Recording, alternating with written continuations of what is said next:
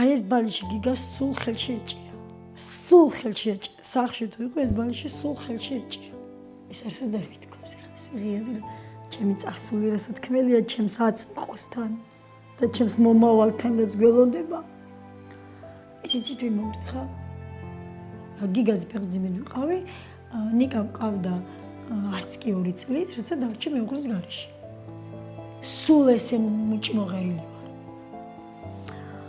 მაგრამ მაინც მაქვს სისტემი, იცით, რასაც ვერ ვერევი ჯერ კიდე. უკან ეს ყავს, ეს უნდა დავიცოთ ეს მართალი კაცი. მის ღირსებას, მის სოფატიებ. გიგა მიცოდა რომ ასეთი ძლიერი დედა ყავდა და ძმა. ჩვენ ერთმანეთს ძალიან მაგრად ვიცნობდით. და ეხლა როგორ გონია ვინმეს მაშინ როცა მე დავამარცხე გლოვიარე დედა. ვინმე მომერივა. მე დეფორმაციაც მაქვს ხეულის.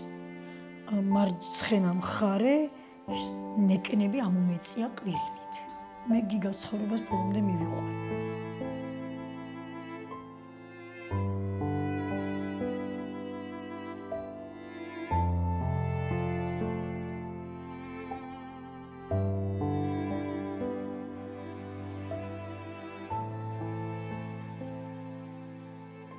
ხევანდელი ჩემი გადაცემის სტუმარი არის ადამიანი, რომელიც ბოლო პერიოდში იქცა სიმბოლოდ. სიმბოლოდ დედობის, ბრძოლის და იმ ძალის, რომელსაც ადამიანი ყველაზე რთულ სიტუაციაში პოულობს. ხევანდელი ჩემი გადაცემის სტუმარი არის გიგა ავალიანის დედა, ქალბატონი ეკა კუპატაძე. მადლობა ქალბატონო ეკა. ამ შესაძლებლობისთვის მიჭირდა აქამდე მოსვლაც თქვენთან შეხვედრა, იმიტომ რომ ვიცი არ არის ადვილი თავიდან ამ ამბების მოყოლა, მაგრამ თქვენ ყოველთვის ხართ მზად ნებისმიერ კითხვას უპასუხოთ, ნებისმიერი პლატფორმიდან ისაუბროთ იმაზე, რაც მოხდა და რაც ხდება დღემდე და თქვენ აძლევთ мотивაციას მსგავსი პრობლემის მქონე სხვა დედებსაც ძალას აძლევთ, იმის აზრს აძლევთ, რომ ბრძოლას ყოველთვის აქვს აზრი. გიგა ავალიანის დედობა არის სიმწარე, მაგრამ სიამაყე. აი ეს ორმხრივი გრძნობა როგორია და ამ ემოციის დარეგულირება რამდენად არის შესაძლებელი ადამიანისთვის. ძნელია ძალიან. მაგრამ მხრივი პოზიციიდან ლოგიკურად საუბარი, თანმიმდევრულობა. როცა თავში გაქვს უამრავი ინფორმაცია, უხვად გაგტვინი გაჯერებული, ყველაფერი გინდა თქვა და ამავდროულად გბოჭავს დიდი ტრაგედია, გბოჭავს ჩახშული ემოცია, ხელოვნურად ჩახშული ემოცია, ძალიან ძნელია სიტყვების თავმოყრა. და რა ვიცი, შესაძლოა ზოგჯერ ვერც ვარ ადეკვატური, ვერც ვარ ლოგიკური, მაგრამ მაინც რაღაცნაირად ვახერხებ იმას, რომ მივიტანო საზოგადოებამდე ინფორმაცია სწორად, თქვენი დახმარებითაც, ტელევიზიებით, სხვადასხვა გვერდებით ვახერხებ ამას, საზოგადოება ვფიქრობ, სრულად არის ინფორმირებული, ამის ფიქრის და ვარაუდის უფლებას იცით რა მაძლევს? ცალსახა ის რომ საზოგადოება სრულად გაემიჯნა მკვლელებს. აქეთ არის მხოლოდ მკვლელები და მათი ადვოკატები და ბევრი ადვოკატი საქმიდან გავიდა. ხო? ხა მკვლელს უნდა დაცვა, დამნაშავეს უნდა დაცვა. მათ სრულად აქვთ გაცნობიერებული ეს რომ ყველა ადამიანი ადამიანია და ყველას უნდა დაცვა. მაგრამ ეს იმდენად განსხვავებული რამე იყო, მართლაც გავთამამდები, გავტუტუცდები და ვიტყვი, რომ ხო, ეს მართლა საუკუნის მკვლელობაა. მაგრამ ეს ყველაფერი არის თქვენი დამსახურება. რომ არა თქვენი ასეთი ბრძოლა ამ ხელა რეზონანსი ამ საქმეს შესაძლოა სადღაც შესაძლოა მართალიც ხართ, მაგრამ მე მაგას მასეთ შეფასებას ვერ მივცემდი. იცით რა? რამდენიც არ უნდა მეყვიო, ბევრი იყვირა დემეტრე ჩიქოვანის დედა, დაჯდა და იშიმშილა პროტესტის უკიდურეს ზომას მიმართა. მაგრამ აქ იყო მოტივი, და აქ იყო აქ არის უბრალოდ ჩემი ზურგის გამმაგრებელი გიგას სპეტაკი წარსული. მე ხმამაღლა თქვი რამდენჯერმე და გავიმეორებ ახლაც თქვენთანაც რომ შესაძლოა ვინმე მიფიქროს რომ კი მაგრამ ეკას არ ეშინია? ეგ მაინტერესებს. არის რამე ისიც გეშინია? დიახ, აი მაგას ვამბობ. ჯერ ჩემი ხასიათი გვერდზე გადავდოთ და ჩემი სიმტკიცე გვერდზე გადავდოთ. ერთ რამეს ვიტყვი. არ გეშინია შენ ეკა კუბადაძე. შენი შვილის ტელეფონიდან არაფერი არ წაშლილა. პირდაპირ ესე გიგა ავალიანს გათიშოს 4 ქულიან კომაში ჩავარდა გიგა 4 ქულიანი კომიდან ტელეფონი პირდაპირ ხელში გამოართვეს და წაიღო პროკურატურა. მარტო კოდის მოხსნა არის, ხო? და კოდის მოხსნა იყო ვის უჭირს, ხო? 21 საუკუნეში. ამ კოდს რომ მოხსნიან, არ გეშინია შენ ეკა კუბადაძე რომ გიგა ავალიანს რამე ამოუვარდეს, არ მეშინია. გიგა ავალიანს სპეტაკი და ღირსეული წარსული აქვს. ამიტომ ვარ მე ამაყი. ამიტომ ვარ მე ზურგმაგარი. ამიტომ ვარ მე შეუპოვარი. სიმართლე თქვენს სიმართლეა. დაბადების წამიდან გარდაცვალების წამამდე ვერ იპოვიან ვერც ერთ ადამიანს, ვისაც გიგა ავალიანისგან მცირე პატარა წყინაც კი აქვს. თუნდაც ღრმა ბავშვობაში. ეს იმას ნიშნავს, რომ თქვენ შვილს იცნობდით ძალიან კარგად ვიცნობდი. იმ სიმართლესაც გჯერათ და იმ ტელეფონისასაც არც ერთი წამით კითხვის ნიშანს არ უშვებთ, რომ რამე შეიძლება ისეთი იყოს და მე მგონია, რომ ეს თქვენი სიმართლე არის იმ ძალის მომცემი, იმ თავდაჯერების მომცემი, რა ძალასაც თქვენ ახლა ატარებთ. სწორედ მაგამდე მინდოდა მისვლა. მე ვარ მტკიცე და შეუპევარი, იმიტომ რომ მაძლიერებს გიგას სიმართლე. და გიგა გაძლიერებს. გიგა მაძლიერებს. მე ხასიათითაც მტკიცე ვარ, შეუპოვარი ვარ და მით უფრო როცა ზურგს გიმაგრებს ასეთი მართალი ბიჭი, ვერავინ და არაფერი შემაჩერებს. მე მინდა რომ ამ ჩვენი გადაცემით დავიწყოთ სულ თავიდან, აი თქვენიდან. მე მინდა რომ ჯერ თქვენ გაგიცნოთ და მერე თქვენი შვილები. მოუყვეთ ჩვენს მაყურებელს. მასწავლებლების ოჯახში დავიბადე, დედა და მამა მათემატიკის მასწავლებლები იყვნენ. მამა სკოლის დირექტორიც გახდა წლების მანძილზე. და კულტურულ და განათლებულ უბანში გავიზარდე. ჩემი ბავშვობა იცით იყო საბჭოთა ცხოვრების ბოლო პერიოდში. რაღაცნაირად შეზღუდული მსოფლმხედველობაც გვქონდა.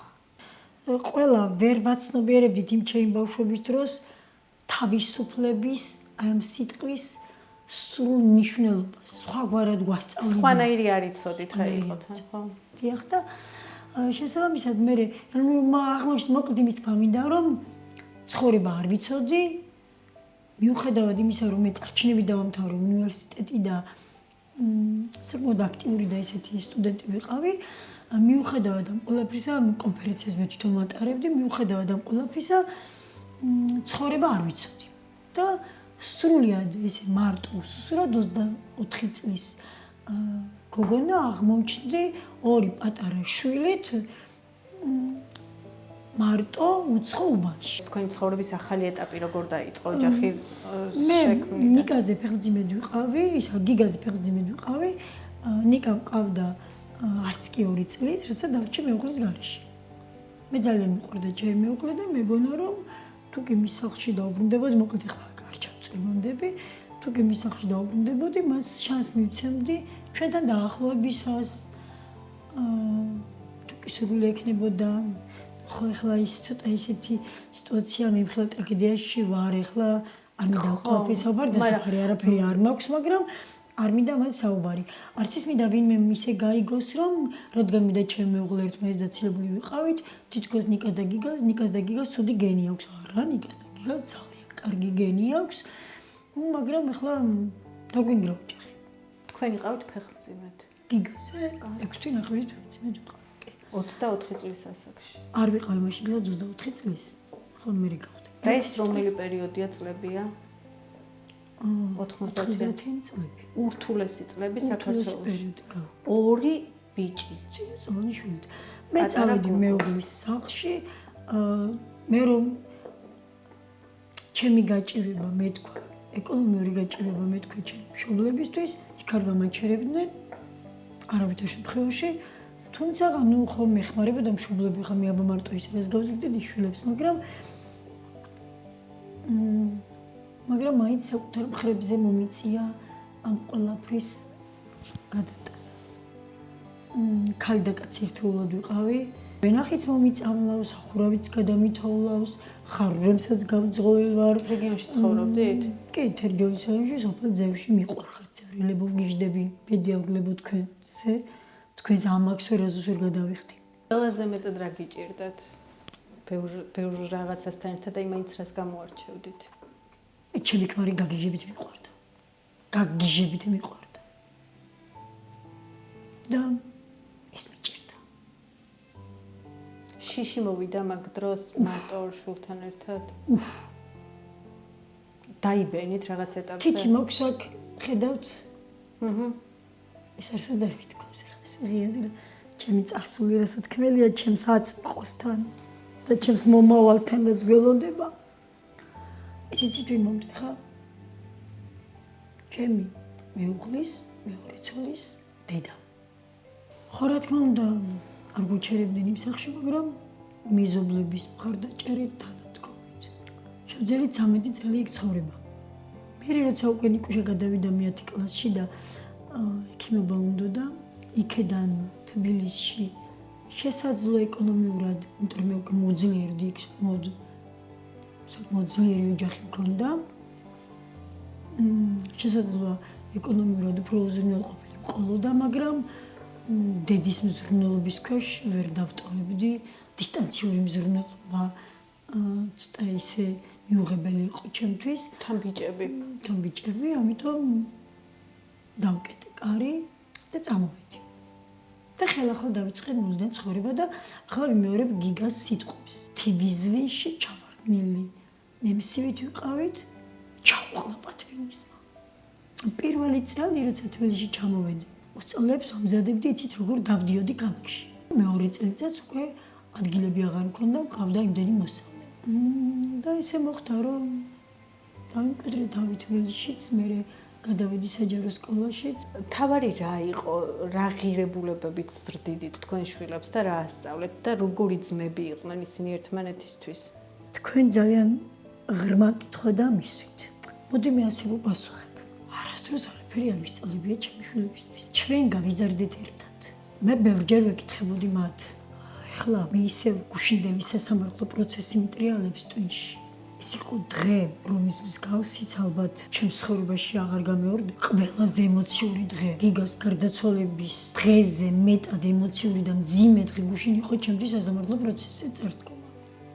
იმ სასამართლო პროცესზე ვთქვი ასეთი რაღაც, რომ მე ჩემს შვილებს ჭკუას ვეკითხებოდი, იმიტომ რომ ცხოვრებას ნებისმიერს დახვედროდნენ მზად. აი მე ხომ გითხარით, რომ მოულოდნელად უზრუნველი ბავშვობა რომ მქონდა. უზრუნველ ბავშვობაში გაზრდილი. გადავარდი 90-იან წლებში 2 პატარა შვილით. ასეთი რამისთვისაც მზად რომ ყოფილიყვნენ ჩემი შვილები, ამიტომ ცოტა სხვაგვარად ვზრდიდი მათ. ეს გაკვეთილი გქონდათ უკვე?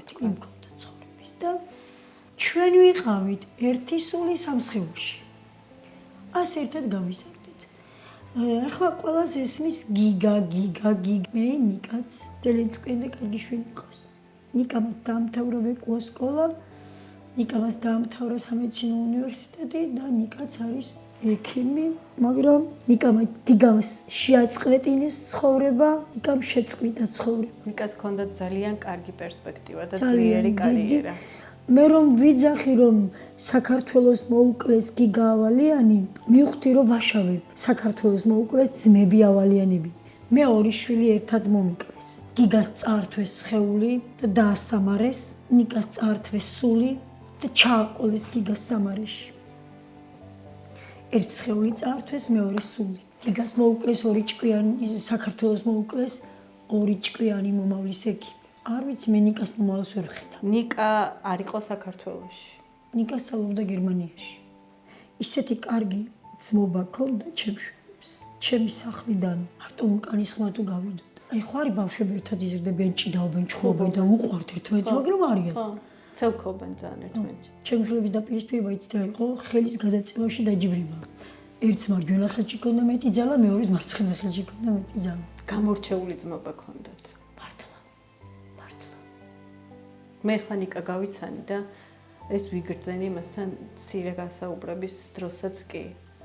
ერთმანეთის უბრალოდ მართლა ძმა არ მოუკლეს, მხოლოდ ძმა და სისხლი და ხორცი, რაღაცა ნაწილი თავის-თავი მოუკლეს. კი. ეხლა რო ვთქვი თავის-თავი იმ წუთში მინდოდა სიტყვის გაჩერება, იცით? ნიკას გიგა უფრო მეტად უყვარდა, ვიდრე ნიკა და გიგას ნიკა უფრო მეტად უყვარდა, ვიდრე გიგა. თავის-თავზე მეტად ძმა უყვარდა. ალბათ არ ვიცი რაღაცა არამქვეყნიური სიყვარულიც ქონდა ერთმანეთის მიმართ და ალბათ ესეც უფრო გვაძლიერებს. თქვენი ცხოვრების რა ეტაპი იყო ეს? როდესაც ამ ზენიტში ვიყავით მართლა. აი რატო ხდება ყოველთვის ეს? არ ვიცი ხო? მე ყველა კომენტარს ვკითხულობ ყველგან.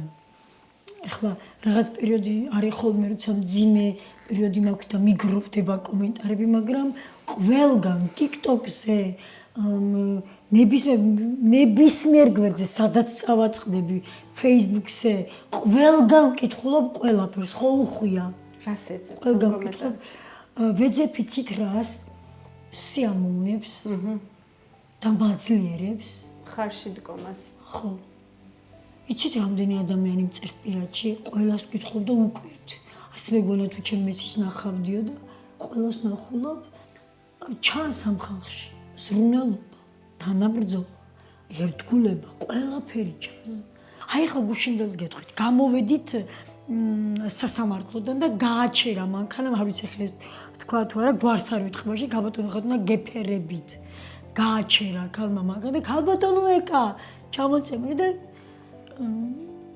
ისაუბროთ და მე ვკითხე ვინ ახარ მეთქი სახელი და გვარი მითხარი, გვარს არ ვიტყვი და ხელიც გაუწოდა ერთმანეთს მოვეფერეთ და პატიმრების გადამყვან ეს ჯერის ქალი ხო ესე მომეფერა, ჩამეხუთა და მოკლედ მითხრა აი ეს მინდა რომ გავაკეთოთ, აი ეს მინდა და ესე ვაშკაცურად და პატიმრების გადამყვანი მანქანა მიდის, ძღოლმა შეაჩერა და ეხლა ის ჩვენი პატიმრები იყო თუ სხვისი იყო, არ ვიცი, სასამართლო წინ ვარ და თქვენ გენაცვალეთ ქალბატონო ყვირის ეს კაცი. შემდეგ გააჩერა შეანელა მოძრაობა მეორე მხრიდან მომავალმა მამაკაცმა, ქალბატონო ეკა ყვირის იქიდან გეფერებით, ყველგან თქვენთან ვართ. იქეთ სხვა მანქანიდან ჩამოვიდა ვიღაც და ჩემი რძლები მეფერებიან. ჩემო დაიკო მიძახიან, ოხ და ტირიან ისინი ჩემთან ერთად და არა მე არ ვტირი, მოკლედ მე ისე ქვადარკინა ვარ. გადმოვიდა სხვა მანქანიდან, მერე ვიღაცა ბიჭმა გამიარა გვერდი და როგორ დაიძახა დედი გაძლიერთ თუ ღმერთმა გაგაძლიეროთ ქალბატონო გავეკიდი ამ ბიჭს მოდი შვილო უნდა ჩაგეხუტო მეთქი მოვეფერი ამ ბიჭს მერე მოკლედ იქეთ ვიღაცა ბიჭმა კიდე იქედან ამიჭოვეფერები ესე გამიკეთა ხელი რომ არა ესე გამიკეთა ხელი რომ გაძლიერდითო და საერთოდ ყველა გახსოვს ყველა აბსოლუტურად მე რომ მოვდივართ მამაკაცები ისხდნენ იდგნენ იქ უნდა მოგვეხვია მანქანამდე მივიდოდი და ყველა გაჩერდა და მიყურებს. ეხლა ხო ვიცი რატომ მიყურებს. უფრო მეტ სიგიჟეს გეტყვით. ეხლა რომ გაიგოთ რამდენად შეუპოვარი ვარ. 8 იანვარს მქონდა უმძიმესი აქცია. აქციის მეორე დღეს დილით 9 საათზე უკვე სადვიყავი გორში. რა მინდოდა გორში? არ ვთვლიდი ამის საჭიროებას, აუცილებლობას კი არა საჭიროებასაც.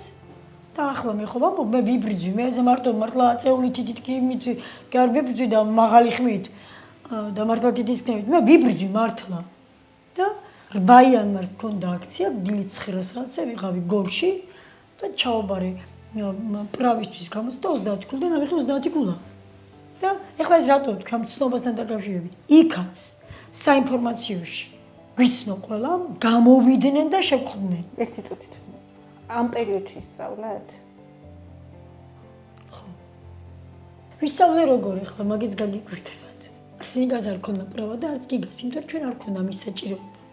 არ თვლიდით რომ ამ ეტაპზე ჩვენ მანქანა გვჭირდებოდა და იკას უნდა ესწავლა. მოდი დედიკო მეც ავიღებ. რომ იკასთვის გამაგრებინა ხლა მე თუ მიჭირს თქვენ მაკითხო იმიტომ დამისვით ხომ გასაც ხომ ჭირს შუქურა და მენიკა გავაცლიერე მოდი რა ერთად დავჭდეთ ერთად ვისწავლოთ და დაჯდა ნიკა და მოუჯეკი გვერდან ჩემთან ერთად დაჯდა და ესე ჩაუბარეთ მაქსიმალური გულებით. ეხლა როდესაც იწყებთ ხშირად ალბათ იწყებთ გიგაზე ფიქრს, რა გახსენდებათ ხოლმე? აი პირველი რა მოდის ხოლმე მძაფრ ემოციად? ცოცხალი გიგა? მიუხედავად იმისა, რომ მე კოდი მაქვს თავში ჩადებული, ტვინის ნაცვლად, როგორ გიჟურადაც არ უნდა გეჩვენოთ, თავში მიდევს კოდი, რომ არ არის სასოწარკვეთის დრო. უფრო მეტიც, არა გაქვს სასოწარკვეთის უფლება. უნდა იყო მებრძოლი. დედობა ხო ინსტინქტიც არის. ინსტინქტი ხო პიროვნებიდან დამოუკიდებლად არის. ანუ ყველაფერს ვერ ერევი. როცა თვალგახელილი ხარ, მაშინ ებრძვი გიგას სილუეტს, რომელიც მუდამ ახლას თვალწინ დგას. გუშინ ეს სასამართლო პროცესებში მოჩვენებები კი არ მაქვს და იქ ხედავ გიგას მართლა, მაგრამ სილუეტი სულ მუდამ თვალწინ დგას. გიგას, მაგრამ როცა თვალგახელილი ვარ, ხომ გითხარით კოდი მიდევს და ინსტინქტებსაც ვერევი. მაგრამ მიუხედავად იმისა, რომ მე არ მძინავს, ორგანიზმს ხო აქვს თვითგადარჩენა ესე გამომუშავებული, ამიტომ ტვინი ითიშება და მე ღამით ვითიშები და ვწდებთ. არ ვიძინებ. წდების კამზე ვიძინებ და ის კამზე ვიღვიძებ მე. ამ რეჟიმში ხარ სულ? ამ რეჟიმში ვარ სულ იატაკზეც. ამას იმიტომ ამბობ, რომ როცა თვალგახელილი ვარ, ინსტინქტებსაც ვერევი. ქვეცნობიერს ხომ ვერევი და ვერევი. მაგრამ აი ძილში ეს დალექილი რომ გაქვს იმ ქვეცნობიერში შვილის უზარმაზარი ტრაგედია, აი იმას ხო ვერ მართავ. ამიტომ თვალს ვახელ გიგათი და ისტერიკით. თავიდან ყვიროდი გიგა და მარტო გიგას ყვიროდი და გიგა მოკლეს, გიგა მკვდარია. ამას ყვიროდი, არა, მე გიგა მკვდარიას ყვიროდი. მე რომ ისწორებდნენ, არ არის დედიკო მკვდარი, გიგა მოგვიკლეს. მე ამას ყვიროდი, რომ გიგა მოკლეს, გიგა ესია, მაგრამ მე იცით იმდენად ვიბრძოლე საკუთარ თავთან, რომ ეს გაღვიძების მომენტიც მართლა მომენტამდე დავაპატარავე და ის ისტერია რომ გიგა მკვდარი და გიგა მოკლეს დავიყვანე რაღაც 2-3 წამამდე. ანუ როგორც კი თვალს ვახელ იმ წუთში თავისუფლებას ვაძლევ რომ გავძლიერდე. სულ გაქვს გონება ჩართული. სულ მოჭიმული ვარ, სულ ესე მოჭმოღერილი ვარ. მაგრამ მაინც მაქვს სისტემები, იცით, რასაც ვერ ვერევი ჯერ კიდე. და ეს ძალიან ცუდია რომ ვერ ვერევი. გაბრაზებთ ეგ? იცით სად ვარ? საკუთარ თავთან უფ. აი სასაფლაოზე რამეს რო გავიგებ სიახლის. იქ ვეღარ ვიკავებ თავს ყოველთვის. და გადამდის მე ისტერიაში, მაგრამ ნიკა სულ იქ ვიყავს და ერთხელ გონზე რომ ვერ მომიყვანა, ეს შემაჯანჯღარა მოღალატე ხარო და ეს მოღალატე ხარ ნახა ხო რა და ესე ვართ რა. ორივე მიცით რომ ბრძოლაში ხართ. ორივე მიცით რომ კომპრომისო ბრძოლაში და არ გვაქვს უკან დახევიზები. უკან ეს ყავს, ეს უნდა დავიცოთ ეს მართალი კაცი. ამის ღირსებას, მისვა პატიებ. ახლა რომ იყოს შესაძლებელი და გიგახედავდეს თქვენს ამ ბრძოლას. რას გეტყოდათ? აი თქვენ კარგად იცნობდით გიგას. ძალიან კარგი იქნებოდა რომ ადგილგაცვლილები ყოფილიყავით. მე გიგას ადგილზე და გიგა ჩემს ადგილზე, გიგა იზამდა იგივეს. გიგა მიცოდა რომ ასეთი ძლიერი დედა ყავდა და ძმა. მაგის კითხვა. ჩვენ ერთმანეთს ძალიან მაგრად ვიცნობდით. ჩვენ ვიცოდით ერთმანეთის სისუსტეები, ერთმანეთის ძლიერი მხარეები, ყველაფერი ვიცოდით. ყველაფერი. მე არ მქონდა საიდუმლო შვილებთან. დარწმუნებული ვარ შვილებს.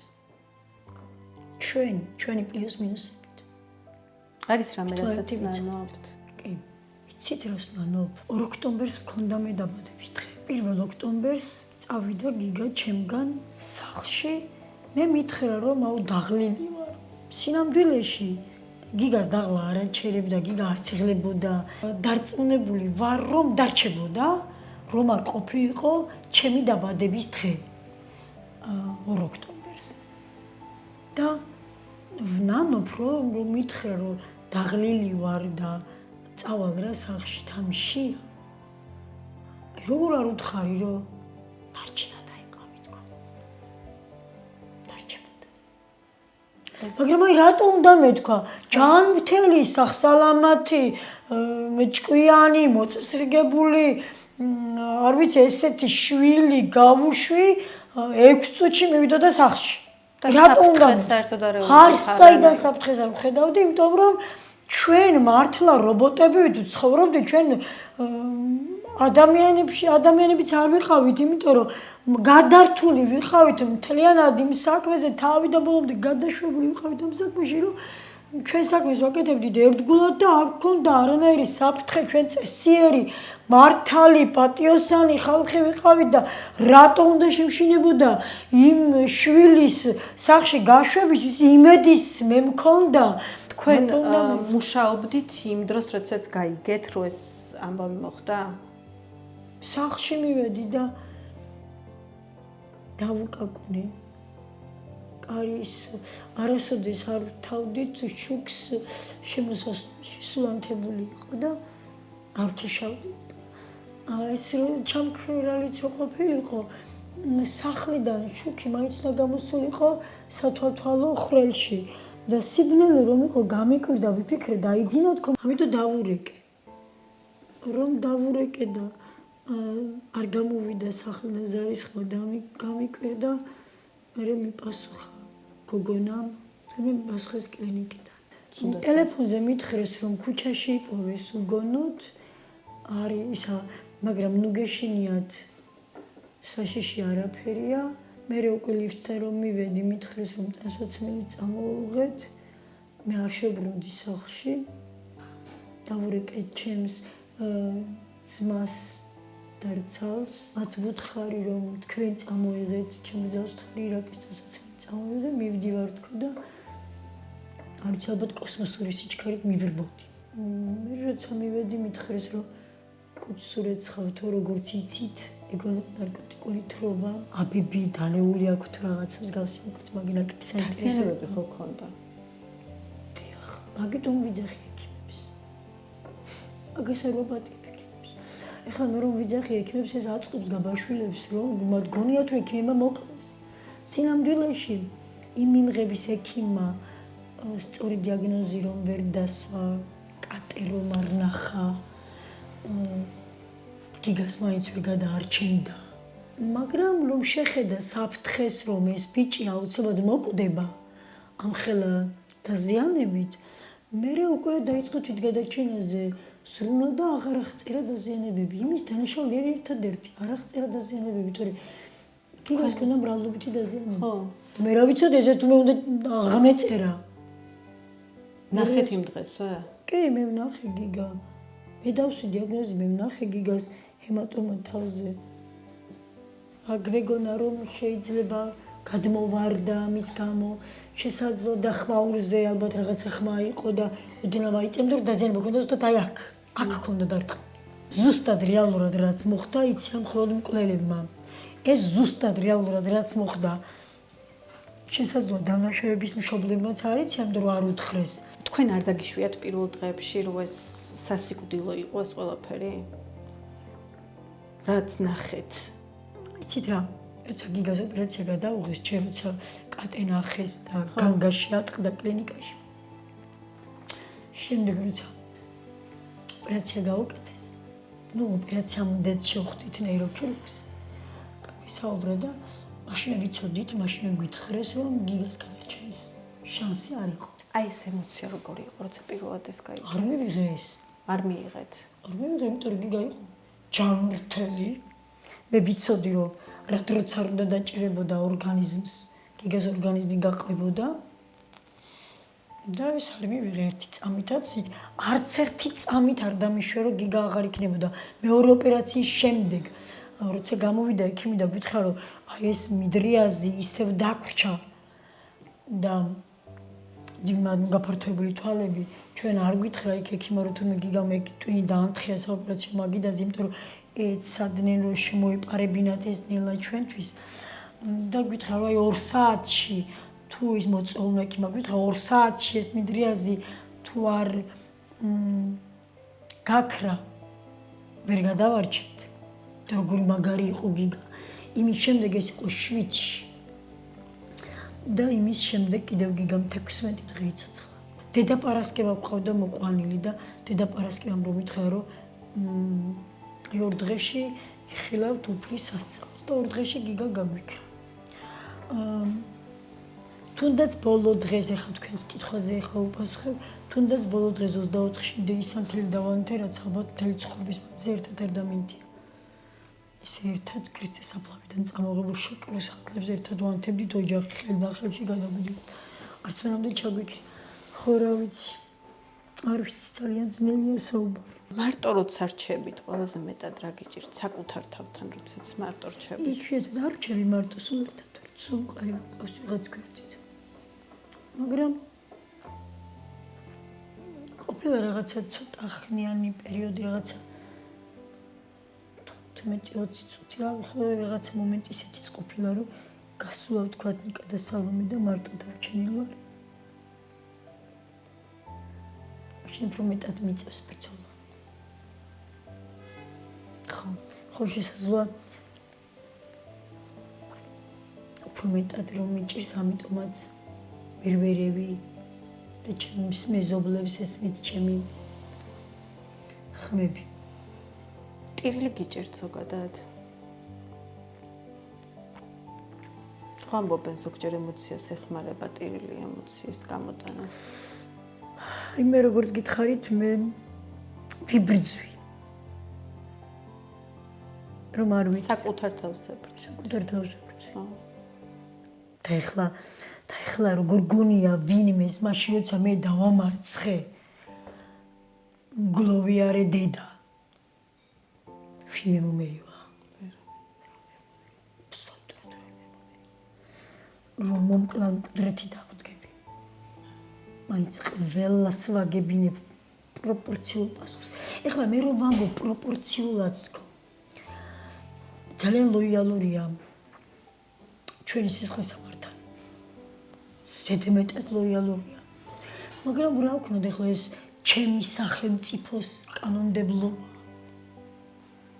აი ეხლა ეს გრძნობა თქვენთვის ახალი და უცხოა ზიზღი შურისძიება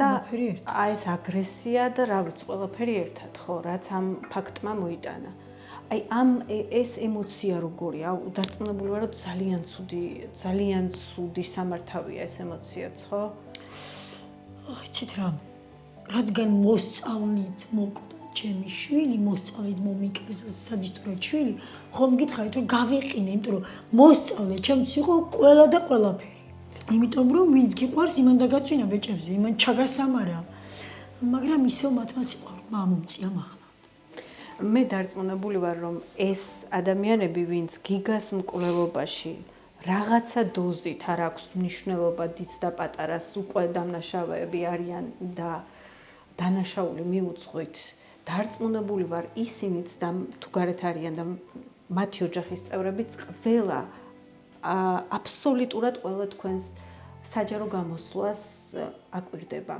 და უყურებს შესაფრებული არის რა გექნებოდათ? აი, თუნდაც ამ ჩემი გადაცემიდან მათთვის სათქმელი, მათთვის არაფერს თქმას აზრი არ აქვს.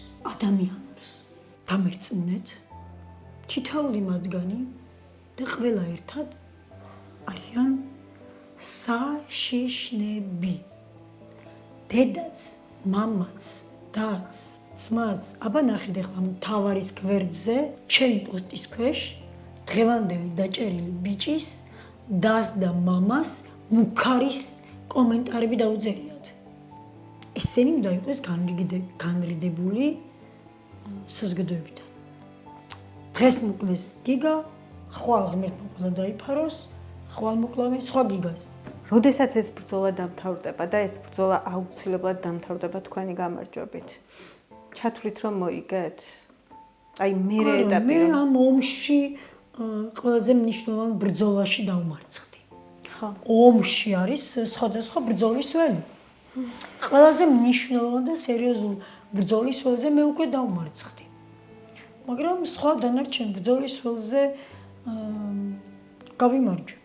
არც ერთი ომი არ არის დანაკლისის გარეშე, ანუ ომში გამარჯვებულები არ არსებობენ. და რა თქმა უნდა, მეც არ ვიქნები გამარჯვებული, თუმცა მიზანს აუცილებლად მიაღწევ. აუცილებლად მივაღწევ. ყველა დასვავს საბრალდებოს გამზე. უბრალოდ ვინც გამოიწვია გიგას ეს მდგომარეობა, აბსოლუტურად ყველას დასვავს საბრალდებოს გამზე. უბრალოდ მინდა ერთი რამ ვთქვა. ჩვენი ბრძოლა არ არის მარტო ამ დამნაშავეების პასუხისგებაში მიცემა. ჩვენ სხვა რაღაცებსაც ვაკეთებთ. ვიცი. და და ეს ჩანს. ბევრი რამე არ ჩანს. ჩვენ ისეთ რაღაცებს ვაკეთებთ. გაგიკვირდებათ რომ გითხრათ, მაგრამ როცა იქაც გავიმარჯვებთ, ვიტყვი მე. მე მართლა გაოცებულს დავტოვებ საზოგადოებას. ესე ჩამოვთვლი გიგასთვის რა გავაკეთე. დღეს ვფიქრობდი სხვათა შორის მე გიგას ცხოვრება ბოლომდე უნდა მივიყვანო. აუცილებლად ბოლომდე უნდა მივიყვანო გიგას ცხოვრება რას და გულისხმობთ? ძალიან დიდ რამეს გულისხმობ, ამას ვერ მიხვდებით. და მოვადრო და ყველაფერს ვიტყვი. გიგას ცხოვრება ბოლომდე უნდა მივიყვანო და დღეს ვფიქრობდი, რომ მე გიგას რაღაცნაირად თავი თითქოს დამნაშავედ ვიგრძენი, მაგრამ მე ჩემში ცხოვრება კი არ მოუპარე, უბრალოდ არ გავუჩერე და ვუგრძელებ. და მე გიგას ცხოვრებას ბოლომდე მივიყვანე. მოვადრო და საზოგადოებას სრულად გადავშლი გულს და მოვა იმის დროც, რომ ვთქვა ყველაფერი, რაც გავაკეთე. დრო ამ შემთხვევაში როგორ არის? ამძაფრებს ემოციებს და ართულებს ცხოვრებას? ჩემთვის დრო გაჩერდა 1 ოქტომბერს. ჩვენ 23 დღე ვიცხოვრეთ კლინიკაში. მაგრამ ახლა მე იმ პერიოდს ვეღარ ვიხსენებ. როგორც ცხოვრების ეტაპს. მე ძალიან რთული ცხოვრებით ვიცხოვრე. ყველმა ახალმა ფაქტმა წარსული დაბლოკა. აი არის მაგალითად ხალხი შესაძლოა თქვენს, ვისაც ახსოვს, როგორ შევიდა სკოლაში. როგორი მოსწავლეობა ქონდა. მე ეს არ მახსოვს. მე ჩემი ბავშვობა არ მახსოვს. ახლა გიგას ტრაგედიამ ეს პერიოდი იმიტომ ამოჭრა. მახსოვს, მაგრამ დაბლოკა. იმიტომ რომ აქ გიგა არ იყო ჩემთვის სასურველ მდგომარეობაში. და ჩემთვის სასურველ მდგომარეობაში გიგა სადაც უფრო კარგად ჩანს, ის პერიოდია მარტო ჩემი წარსული. მახსოვს მხოლოდ ის ეტაპი, რაც მინდა რომ მახსოვდეს, მაგრამ მარტო იმ მომენტზე ვფიქრობ, სადაც გიგა ჩემთვის სასურველ მდგომარეობაში იყო და ეს არის გულის და გონების ბრძოლა. აქამდე თქვენით მიხვედით, თუ თქვენით მიხვედით ამ რთულ პერიოდში, თუ გეხმარებოდა თვითონ სპეციალისტი? არა. ემოციები სულ მძაფრია. სულ მძაფრია, მაგრამ როცა სულ მუდამ ვებრწ. ხმით მოდის, ტირილით მოდის. ხმით ვეღარ ბერევი და მაღლა ამომდის მაშინ, როცა რაღაცა ახალს გავიგებ და ვარ გიგასთან.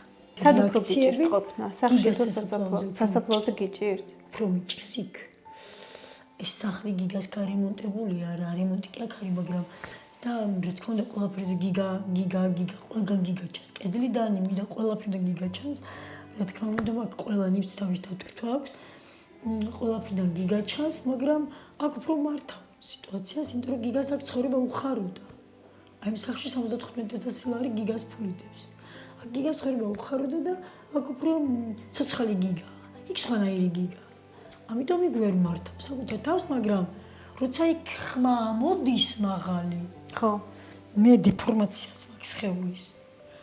მარცხენა მხარე ნეკნები ამომეწია ყვირილით. ეხლა ამბობ. ხო, ამ ამბებზე თქვენ ალბათ გახსოვთ. სასაფლაოდან ჩემი ყვირილი თუმცა როცა გავთიშე ვიდეოს ჩაწერა მე უფრო გამიგრძელდა ყვირილი, როცა გიგას ყველობის ვიდეოს გავრცელებით გვემუქრებოდნენ. ამისთვისაც მომამზადე გონება და გული, ეხლა უკვე აღარ მეშინია. როგორ ნახათ? ხო, მემუქრებოდნენ, უშვებდნენ იმ კადრს და გაგვაგებინეს წინასწარ და იმ ღამეს ამ ყვირილით სხეულმა განიცადა დეფორმაცია და ნეკნები ამოწეული მაქვს. ხო მარტო ჩვენ ჩხეულ მართალია, მაგრამ ხო ჩანს ეს ამოწეული მაქვს ნეკნები. მიუხედავად ამისა, ის ყვირილიც მაძლიერებს. მეორე დღეს ვარ ქვად რკინა.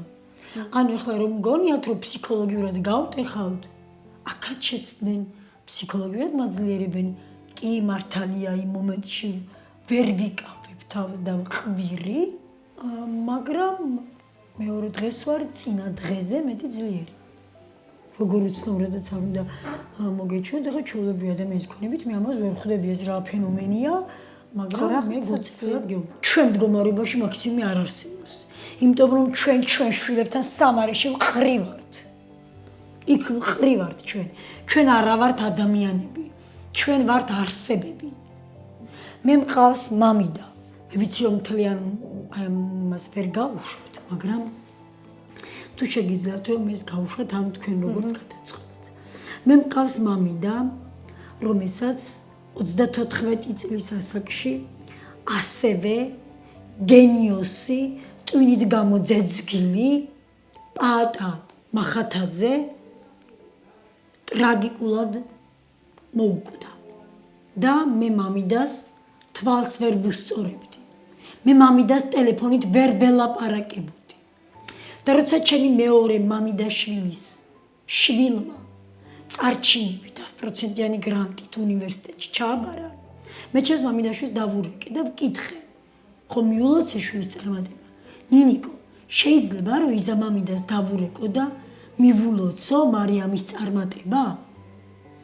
კი ეკა დაურეკე, მითხრა. დაურეკე მამიდა ჩემს, მივულოცე მარიამის წარმატება და ვინანე. ვიდრე საუბარს დავამთავრებდით ვინანე. იმიტომ რომ მამიდა ჩემი ადამიანი არ არის. ჩვენ ადამიანები არ ვართ. ჩვენ ვართ დასამარებული არსებები. მე ვერც ახლა ვერ ურეკავ მამიდას.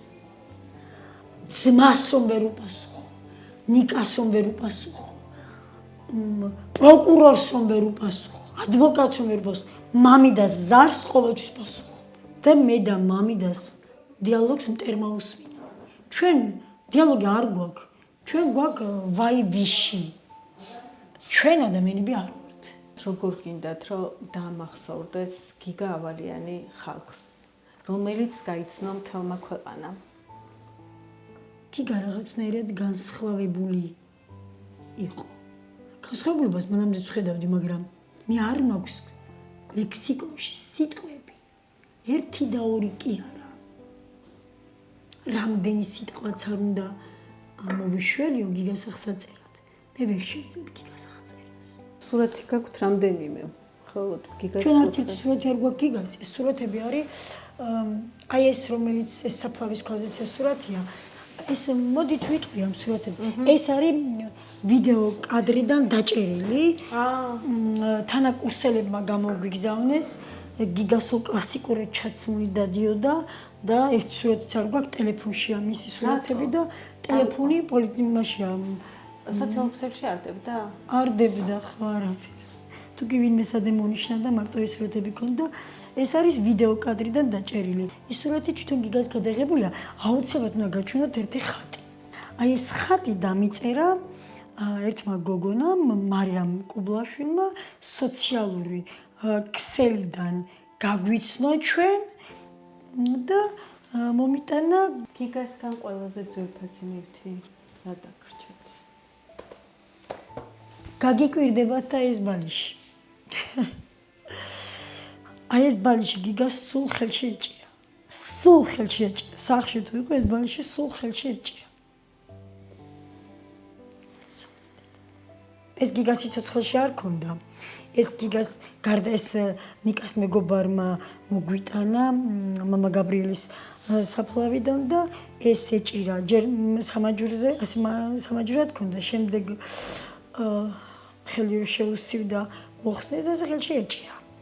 ეს გარდაცულ გიგას გამოართვეს ხელში და მომცეს მე. ჩემი გიგა.